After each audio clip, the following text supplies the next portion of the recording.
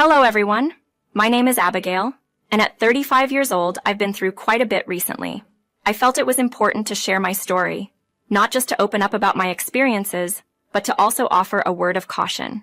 Always trust your instincts.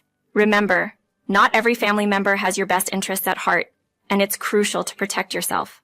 My tale begins with how I met my husband, Kevin. We were colleagues, working in different departments, and our paths crossed during a company-wide celebration. Kevin and I hit it off immediately, spending the whole event deep in conversation. By the evening's end, we had exchanged numbers, and it wasn't long before we started dating. After 4 wonderful years together, we decided to get married, marking one of the happiest days of my life. Our bond was strong. We seldom argued and seemed to understand each other perfectly without needing words. However, there was one aspect of my life that presented challenges: my relationship with my mother-in-law, Denise. Denise was, for lack of a better term, quite a character. While generally pleasant, she had her moments of rudeness, including direct insults. Thankfully, Kevin always supported me, which I appreciated immensely. But my issue with Denise wasn't her attitude. It was her memory, or rather, the selective nature of it. Despite our concerns and suggestions that she seek help, Denise insisted there was nothing wrong with her. Yet, it seemed she conveniently forgot things, especially when it involved me.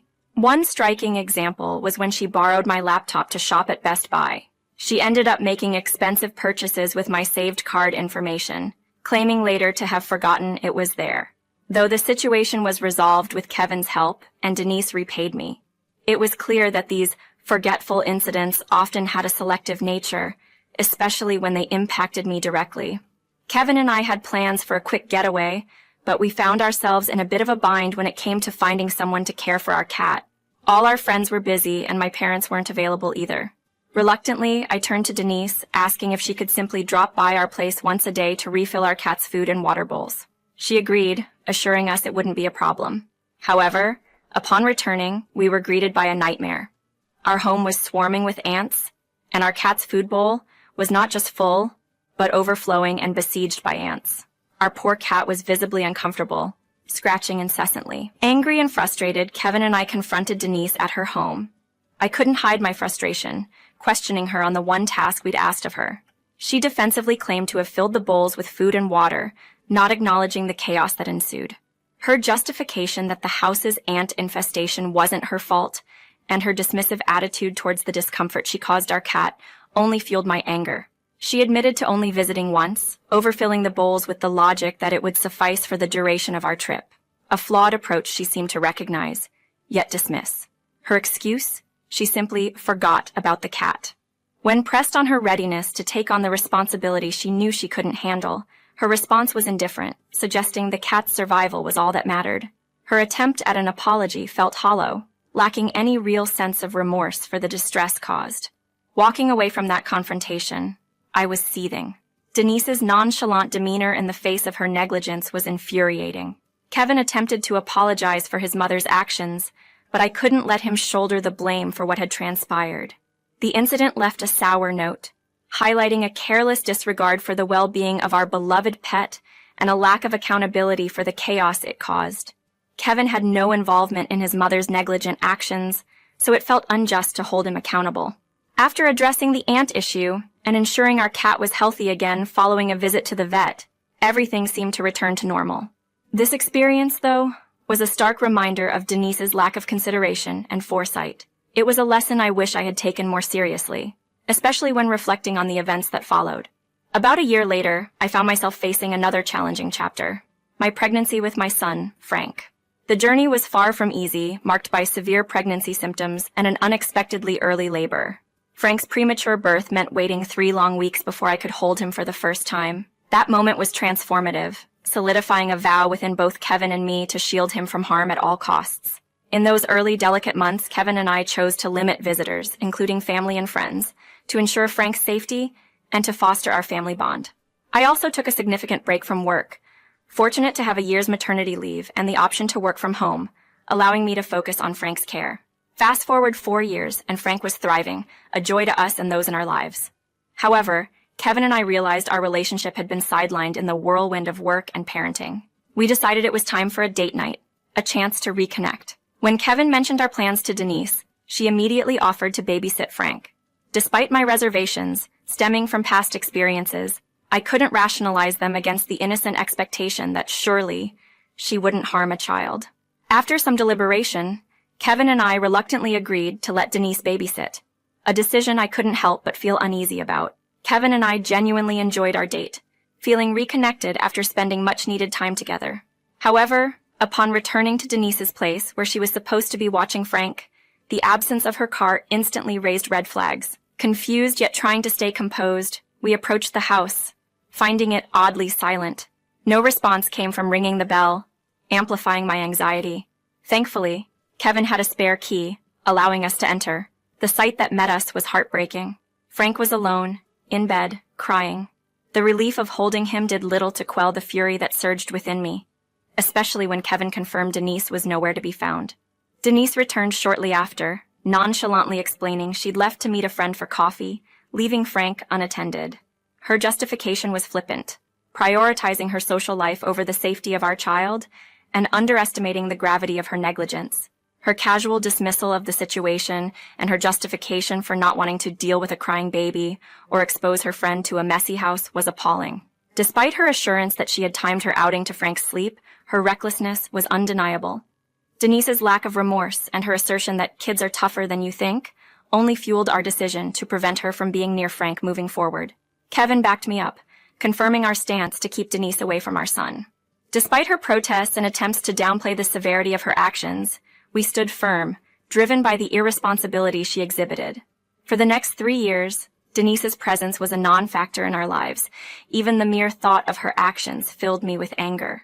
Though she reached out several times, the safety and well-being of our family remained our priority, leaving no room for her carelessness. Despite Denise's attempts to reconnect, I kept my distance, supported by Kevin, though it was clear he struggled with the estrangement from his mother.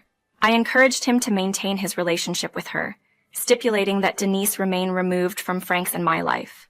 Kevin continued to communicate with her, albeit limitedly, keeping her at arm's length from our family life.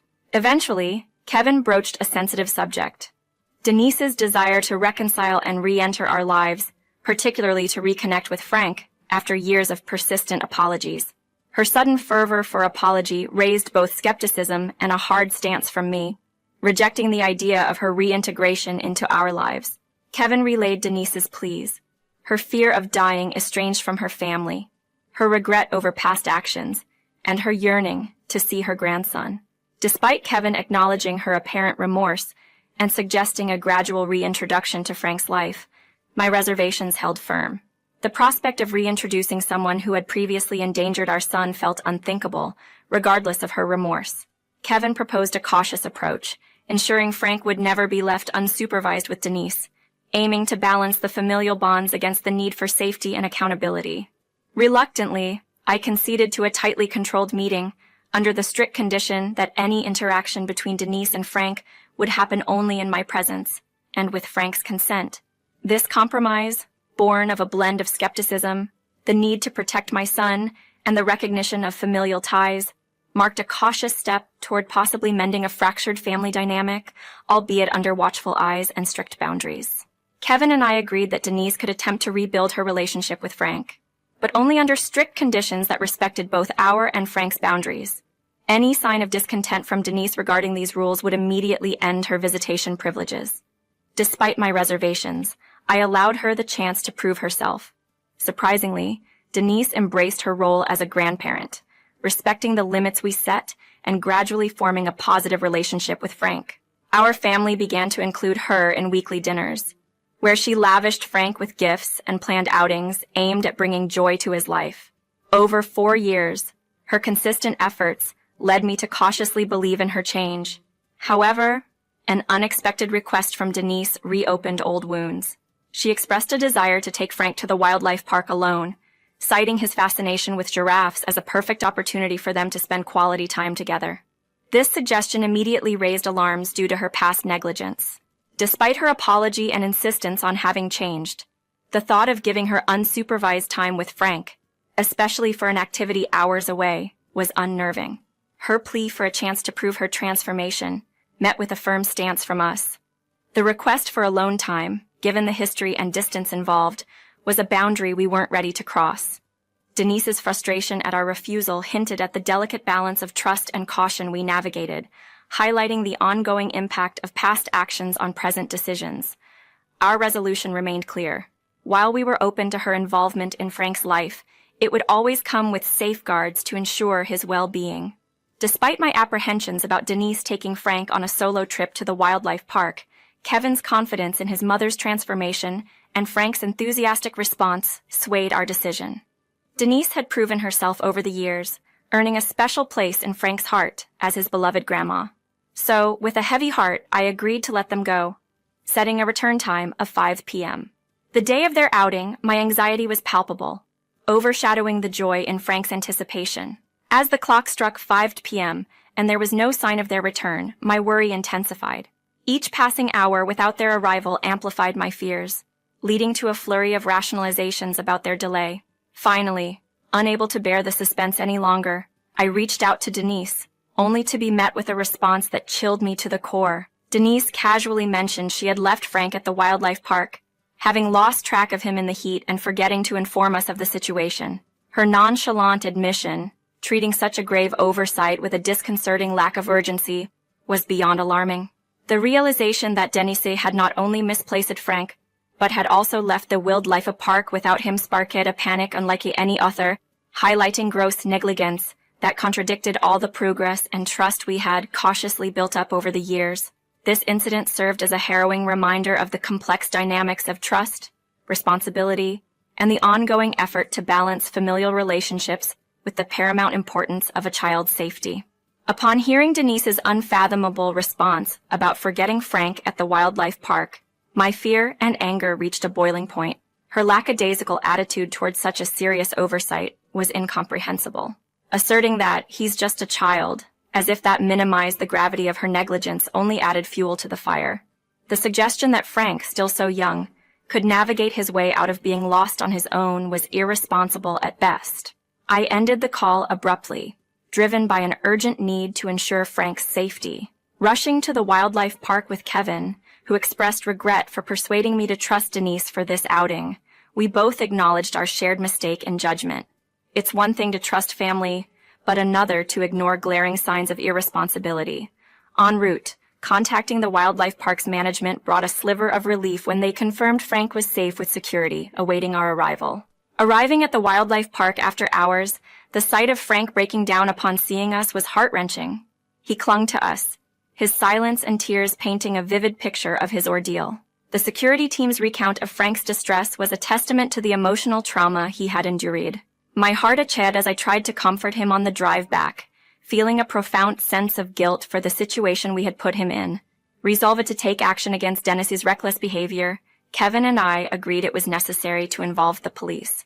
Reporting her actions was not just about seeking justice for Frank's ordeal, but about ensuring such negligence would not be overlooked. The authorities' willingness to investigate further indicated the seriousness of Denise's actions, necessitating Kevin's cooperation for the process ahead. This decision marked a turning point, emphasizing our commitment to Frank's well-being above all else, and the imperative need to hold those responsible accountable for their actions. An hour after initiating the process with the police, Denise's call caught me off guard. Her indignation at the police presence at her doorstep and her attempt to downplay her actions were met with my unwavering resolve. Her admission of using Frank as a tool for revenge revealed a disturbing lack of empathy and understanding. Despite her attempts to justify her actions and criticize our parenting, I stood firm on the necessity of legal consequences for her endangerment of Frank's safety. Her defiance in the face of potential legal repercussions only solidified our decision to press charges. It was clear that her actions were not only irresponsible, but malicious, with little regard for the real dangers her negligence posed. At the police station, Kevin and I shared detailed accounts of Denise's pattern of carelessness, while the officers prepared to hear from Frank. Despite his initial fear of the officers, a gentle approach and a kind gesture with a donut helped to ease his nerves. We spent time reassuring him, emphasizing his safety, and the importance of sharing his experience when he felt ready. Gradually, with our encouragement and the supportive environment created by the officers, Frank began to share his perspective on the ordeal. It was a crucial step in ensuring that his voice was heard in the process, underscoring the seriousness of Denise's actions and the impact they had on him. This moment was not just about seeking justice, but also about reinforcing to Frank that he was safe and supported, and that his feelings and experiences were valid and important. In his conversation with the police, Frank bravely shared how Denise had left him alone in front of the lion enclosure at the wildlife park, claiming she had a surprise for him. She instructed him to cover his eyes and count to 12, but when he looked again, Denise was nowhere to be found, leaving him abandoned. Thankfully, Frank's quick thinking led him to security, where he stayed safe until Kevin and I could retrieve him. My outrage at Denise's actions fueled a firm request to the police to treat her case with the gravity it deserved. They assured us she instructed him to cover his eyes and count to 10, of their commitment to justice. Over the following months, Kevin and I attended numerous court hearings, leading to Denise being convicted of child desertion and endangerment. Her 8-year sentence brought a mix of emotions, primarily relief that Frank would no longer be exposed to such recklessness, though Denise appeared devastated by the verdict. For us, it marked the beginning of a healing process. Free from the constant fear for Frank's well-being, to aid in Frank's recovery from the trauma, we sought therapy, which has significantly helped him. The journey towards normalcy is gradual, especially for Kevin, who grapples with the reality of his mother's actions endangering his son. Together, as a family, we are making strides towards healing, embracing a new normal with cautious optimism. Thank you for being a part of our story's audience and understanding the complexities and the resilience it has brought to our lives.